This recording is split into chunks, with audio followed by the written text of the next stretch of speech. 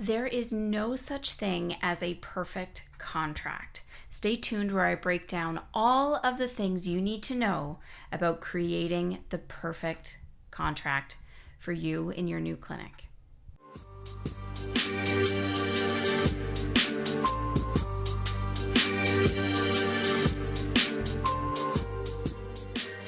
The potential. The reality of the situation is typically not what your perception of the situation will be once you get into it.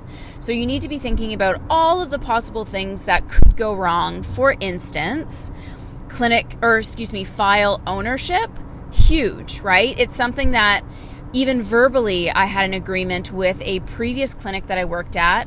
Once our new regulations went through, I said, I want to have all of the files owned when I finish up here, if and when that ever happens.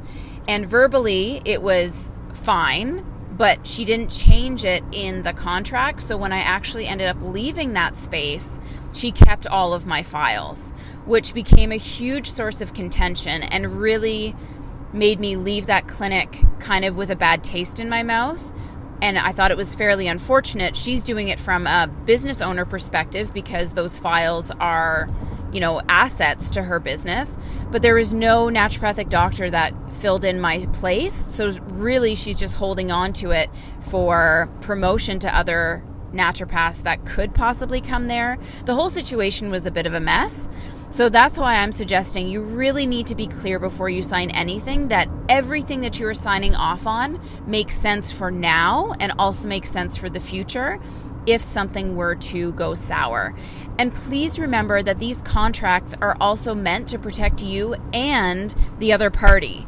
And this is whether you are writing the contract for an independent contractor or an employee, or you are the person who's signing the contract.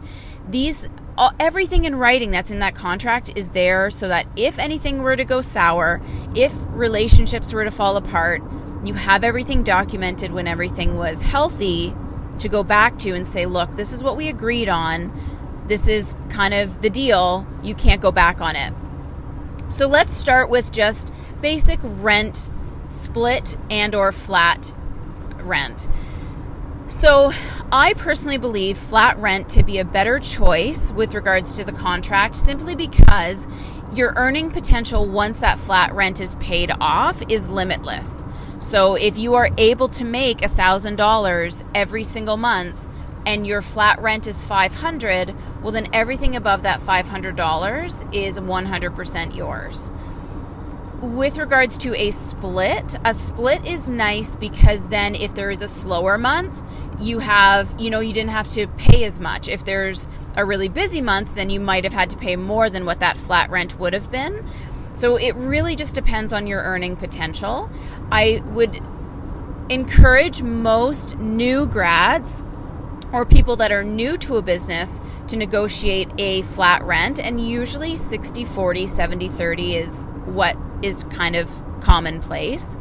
Until you get an idea of whether you like the clinic, how you're functioning in the clinic, if it seems like a really great place, if you're starting to grow steadily, I think having the option of changing that split so it's more in your favor, maybe 80-20, or negotiating a flat rent at that point would be something that I would want to have open-ended in the contract, written saying after 6 months or 9 months, we can revisit this contract split and redetermine what would work better for me, what would still be okay for you based on the amount of revenue that I'm bringing in.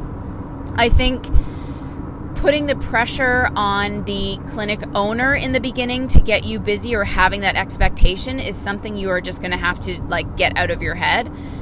Usually the people are bringing you on and expecting you to run your own business within theirs, and therefore show them that you are irreplaceable and show them that you can bring in a ton of new clients on your own and really promote the other associates to help them grow. You really do need to kind of engage that first year as you showing the clinic owner how good a decision that this is. And the more you can prove your value and worth in their business, the more likely you are to get those rental agreements favored more in your favor. as opposed to if you're not performing, you're not bringing in new clients, you're not showing the clinic owner how you can help the business grow, then most likely the split isn't going to change. Or maybe they will ask for a flat rent because you're not showing your end of the bargain and they're actually losing money at keeping the clinic open on the days that you're in there. So I'm just having this conversation because I know it from both sides. And I find too often independent contractors don't understand